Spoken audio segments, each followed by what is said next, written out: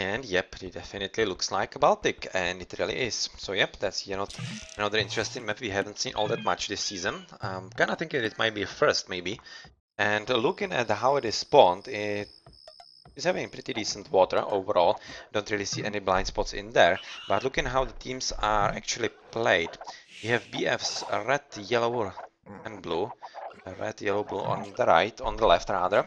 So yeah, kind of thinking that BFs or rather TsNs are having much better map because they are having quite a lot of room in there, and they aren't really separated by anything, by any kind of strait like BFs are. So BFs are will definitely be forced to win the water battle here, because otherwise it's going to be kind of tough, especially looking how it's going to be very easy to wall in or rather control this part of the map. So yep, TsNs will definitely have a pretty good chance of potentially separate their opponents and finish them off if they can. Looking at the civilizations, we have J squared as Viking, Elkwark as Han, Philip AJ as Japanese. Then we have Klinsman Han, King Rusty Vikings, and Karza is Japanese as well, so yet again a mirror. And looking at the Fog of War, for example, you are going to see that the placement of the resources for the blue player is reasonably well, so I don't really see any kind of problems in there. He's also butchering his first pick, second is already quite nicely scouted, and he's trying to make sure that he knows the lay of the land so far, especially around the coastline, so that he knows where to place his dock. Switching, for example, into the red player, that is going to be Elkwark. Elkwark, he's also having quite nicely boars right next to him, so that's no problem for his start. Also nicely placed mines. I don't see any kind of problem with that. And having an extra at the very back, that's definitely going to help with the extra relic for extra gold income, and having, yeah, relics times 2 and actually times 3. 3 relics between red and blue player, so that's definitely a pretty nice bonus. And otherwise, yep, this is going to be quite nice bonus for them if they go into some kind of imperial battle where every gold counts. Otherwise, really, just a lot of resources and extra double hunt on the left. The last from BFs is going to be the yellow Philip AJS. Have a look at, he's already dropping a dock. And how is it looking with his resources? Well, right now he's going for the tree line on the left, which is maybe potentially dangerous in some kind of castle age or whatever with war galleys could potentially be in range, even though it's, yeah, it's really far away, so maybe just for galleons or whatnot with upgrades, but otherwise the mines are very nicely positioned and shouldn't be any kind of problem with that in case they happen to lose the water battle.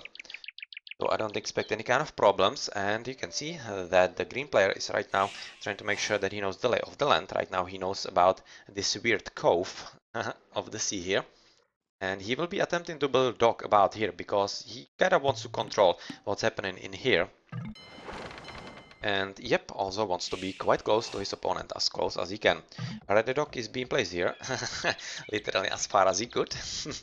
Very nice position in there, and otherwise, yeah, I really think that this map is not really all that bad. You could see some slight empty spots in there, but I don't think it's going to be anything substantial for the longer run. Blue dock is being placed basically in mirror to the purple opponent. And what is this? I was maybe thinking that this could be some kind of very weird placement of the dock, very aggressive one from purple, but it was just this double sheep with the scout. His main dock is being placed next to his base, obviously, and it seems like a pretty sweet position for him and should be easily defensible if he is finding himself under attack pretty soon. Heel's dock is also very nicely positioned in the middle, so at this point I'm thinking that everybody should be having a pretty nice start overall.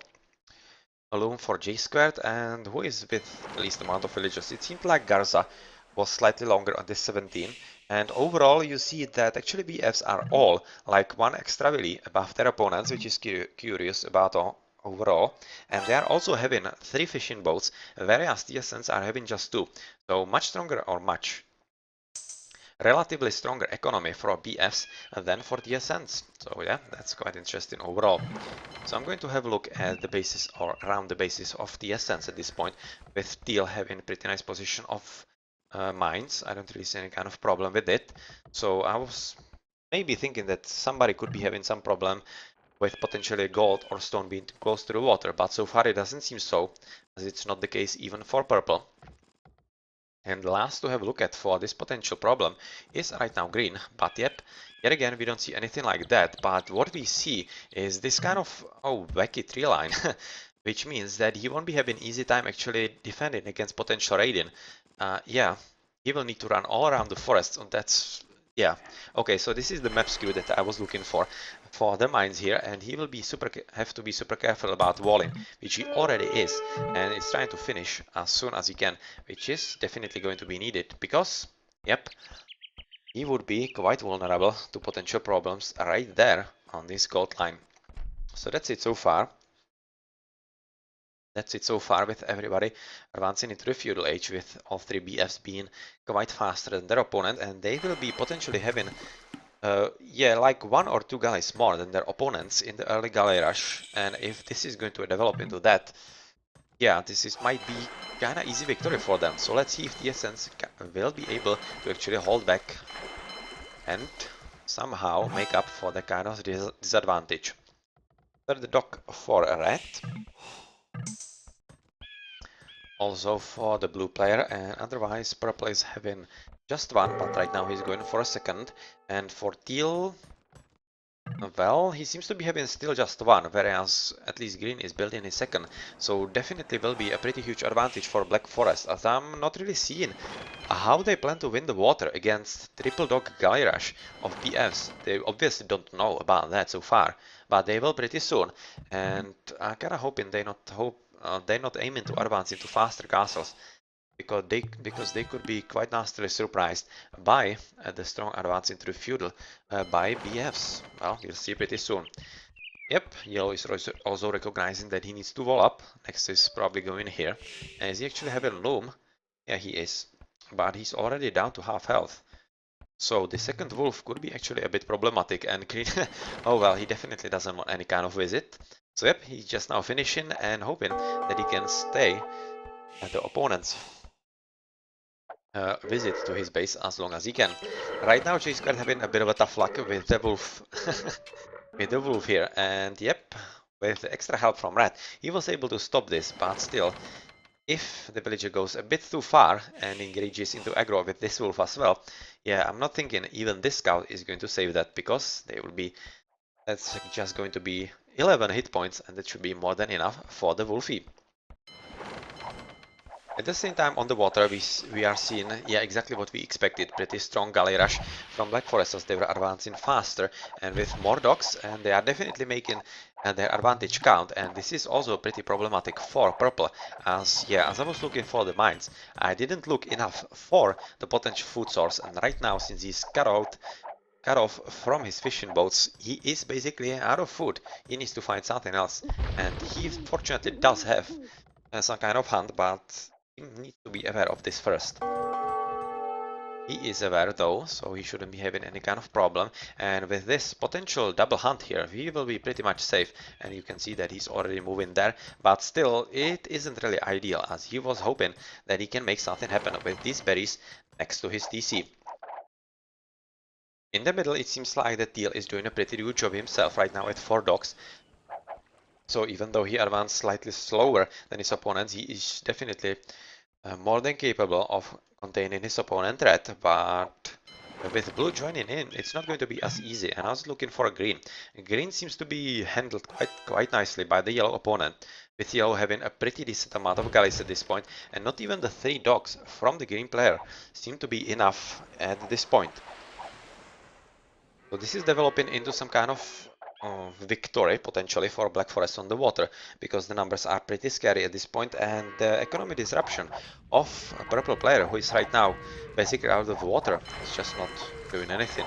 He's having 3 guys in there stuck, and he's not building any extra. You can see that he is having the resources but not investing. Means that TsNs are basically giving up on the water, I would have to say, and will be maybe attempting to switch into some kind of raiding. Yep, right now you can see that green was, but he was slightly too late, because yellow has already been able to build quite a lot of walls here, and since they are stone walls, this is not going to be easy to come through, especially for the archers here. So right now I kind of think that green's best idea would be to build a transport ship around and place it around here. Basically just transport behind the wall. as I'm not really seeing how he could get through the wall here. Fortunately for him, he did get some units through, so that's at least a bit of a bonus with at least the one archer and the one scout, so he can potentially get rid of some of those villages here if he's careful enough. But he needs to think about something extra. And yep, exactly as we have said, this is the base idea that is the best for the green player. This basically tells you that TsNs have overall recognized that they really can't win the water, even though they are not exactly giving up. They are really knowing that they are basically out and they are just buying themselves time for potentially the early land aggression to pay somehow off, which it really could, because obviously Yellow is not really all that prepared. He's having literally nothing, just one stables or rather one barracks. That's pretty much it. And even though he's probably hoping advance into the next age sometime soon, yeah, he might be interested in that, but he will be caught off guard as he doesn't have any kind of army against this kind of raiding with the archers from green. So J Squared is right now clicking into castle as is Elquark, so Philip AJS is actually the only one that is the correct target for those archers, and oh well, this is going to be costly.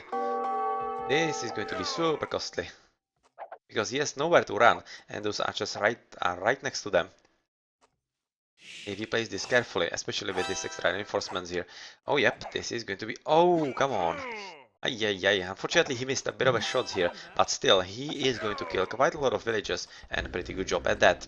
The answer from Yellow is to build towers, which is pretty much the only thing that he can do at this point, having no military building whatsoever or being prepared for that, and he is still some ways from advancing into castle, so he needs to survive as long as possible. On the water situation, yeah, I was going to say that Teal was maybe having some kind of luck with turning the battle around, but that was basically because Blue was somewhere else. And once that he has actually joined with his red teammate, this is just going to evolve into the situation that we were predicting slightly earlier. TsN, Glinsman and Garza both advancing into castle. A pretty nice answer to what is happening here. And well, he is... yeah, he has lost both of those dogs. So you can basically say that we will be waiting for Purple to do something else about his game. He will be probably attempting to somehow raid his opponent, but it's going to be quite hard looking at the palisade and stone wall and all the buildings here.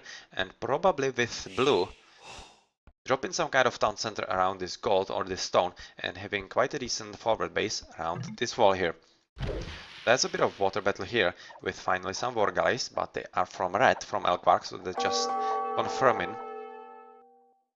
the overall advantage on the water, but on the land it's still kinda undecided, not really going all that well for the yellow player Philip HJS, who is, by the way, still not advancing into Castle Age at this point. He's trying all he can to actually protect this food gathering at this point, even though it's not really all that crucial for him as it was for Purple, so he doesn't really mind all that much, I think, and if he can kill at least some extra archers with his tower, that's going to be well worth it, even if he is not going to be gathering with a few willies in the tower there. He's trying to deny the gold, but you can see that red is finally helping his ally, who was not prepared for any kind of nonsense like this, but with the extra army here, this is pretty much going to be it, and I'm not thinking that green will be continuing with this kind of aggression. Yep, that's pretty much all green army dead, due to those just 2 knights. But we have also seen at least 1 or 2 villages dead as well, so yeah, he did take some of them with him, but still, it wasn't really worth it in the big run. Red is still sending all his armies from his home base, which is maybe slightly bad decision, but he's maybe thinking that he is waiting for what the purple opponent is going to do, so if he were to be somehow too offensive, purple would be, or rather red would be kinda ready to help on the right side as well, but so far that's not happening looking at the minimap, and probably not going to happen anytime soon. On the water, really, this is just waiting for the inevitable to happen. King Rusty advancing into castle and still transporting quite a lot of archers from his mainland onto the mainland of his opponent, so is actually Teal going to lead him there? Come on, don't do that. Don't do that. Ah, come on, don't do that. Because so far I'm kinda thinking that Yellow doesn't know about this, even though he should realize, because he's walled quite well. He shouldn't really lead his opponent in there, because it's a pretty bad idea to raid out your ally, obviously. that's that. And finally, well, right now he actually can, because those red knights have finally found what is happening here with green, and right now yellow together with red are well aware how those archers are getting across the wall here. And we are actually at the edge of GG, because it seems like that purple is not doing well enough on himself. He's still trying to boom and try and get into game somehow with 4 or rather 5 TCs, and is he maybe somehow slinging or whatever? It would be kind of weird when he advances into castle. Yeah, of course he isn't. Of course he isn't. And well, we are probably waiting for him to advance into Imperial Age and potentially into some knights and paladins. Quite later, so let's switch into Greenspan. Well, he doesn't really have any kind of resources, so really not sure what the plan is at this point, but really the aggression from green at the top is pretty much stopped, and even though he's having pretty decent amount of buildings, he's just being denied by the water army, by the naval army, by his opponent. Yellow building some of the outposts here, so that he knows when extra transport ships are arriving, but I don't really think they will be arriving anytime soon, because yeah, the water is right now fully in control of Black Forest. Yeah, you can see yet again some GGs being prematurely called by the TsNs, but let's see if they will go through with them. Yellow trying to develop his TCs and his economy overall, but it doesn't seem like this is going to be successful, at least at this point, because still green is having at least some amount of archers, or rather crossbowmen, that are doing a pretty good job raiding his opponent's economy. At the same time, it's just a question of time before actually the red knights come back and kill some of the army here, even though he has lost quite a lot of them here when fighting some of those earlier transported crossbowmen. And well, yeah, with not microing these archers, that's pretty much going to be it for this army and for the raiding overall. I cannot think, because yet again, red is right now controlling the shoreline very comfortably and shouldn't be having any kind of surprise raiding landings going on from green anytime soon. For example, blue, let's have a look how he's doing. So far he's winning on score and basically just booming as much as he can with his 4 TCs rather at this point, which is a pretty decent economy overall, and he will be probably just waiting for his own Imperial, looking how he's Viking, and then possibly doing something about his opponents with proper upgrades and whatnot. So yep, red advancing into Imperial Age, waiting for potentially the Paladins, as obviously he's a Han at 1, 2, 3 TCs. Okay, so that's not half bad. And looking at yellow here, he's just trying to build a lot of buildings so that he is covering the shoreline as much as he can, and allows red to kill some of those boats for potential extra population limit if he needs to. So far though, I kinda think that he doesn't, and here we see the landing from Black Forest, and this is going to be pretty much a secret, I think. Yes, and Garza could potentially see it, but he doesn't see it. That's very well placed. That's very well placed just between green and teal. So he would have to be looking there, and he probably isn't at this point because he's not seeing absolutely anything. And yep, this is very nicely placed indeed, and very well played from the Black Forest. So this is going to be quite nasty surprise with advancing to Imperial Age from Elkwark, as yep, with the husbandry, this is going to be a deadly switch into Cavaliers and Paladins pretty damn soon. Right now he's giving up his position though to this house line of sight, and he's already having some knights, and yep, exactly this unfortunate gold line is going to be quite problematic for green. Even though he has already cut through just so that he could actually run from them, he has lost like 3 villages, other 4, 5, oh well, this is a pretty good raiding and denying of the gold altogether, because I don't think that green actually has some extra gold on the top. Yeah, he has just those on the right, which are not safe at all. And you can see that Garza is also housed, and he needs some extra houses to be able to build, yep, something extra. So castle drop attempted by red. Well, that's damn. That's damn actually gutsy, but looking how he's having the support of all those knights from 6 stables, I kinda think he can afford this. He can afford this, and he's right now raiding green pretty hard, not allowing him to do pretty much anything. And even though green is doing a pretty good job attempting to break through the walls with those veteran rams. This is pretty much it, because he's being heavily raided, losing a lot of millis right now at just 31. Come on, just 29 millis at this point. And yep, we see the GG is being called, and yep, TsN's recognized that this game is out of their hands, and the very early advance on the water with better economy and triple dog galley rush did pay dividends quite strongly for Black Forest, and they have been able to take the victory in a pretty nice manner. Even though I have to say that Conquerors this raiding was a pretty good answer and was working on yellow until those red knights came, obviously. So yep, quite nicely played by both teams. Right now just waiting for Klinsmann and Garza to actually switch off from the game, with Green already resigning. Probably haven't noticed in all that. But maybe they're just waiting how long can they actually stand, or they're waiting for the Paladins, quite maybe. But looking at how they are actually capable at training their opponents, yep, they are doing damn good job, putting Garza at just 67 villies. Yep, he is the next one to resign, and Klinsmann will be the fast one, or the last one, to do the same at this point. Yeah, he's just right now developing all those extra stables in the Han, and he was hoping that he can actually go into Imperial Age and his Cavaliers and Paladins himself, but unfortunately for him, that's not going to be good enough, even with 124 villies, which is pretty decent economy overall.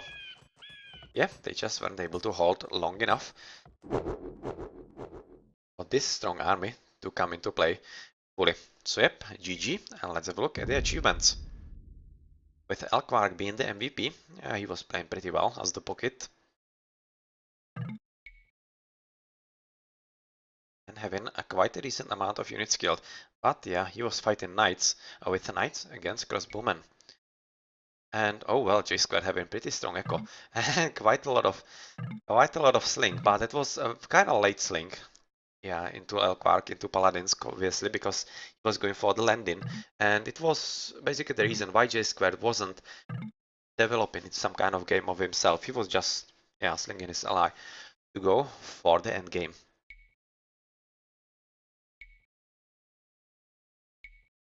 Alright then, GG.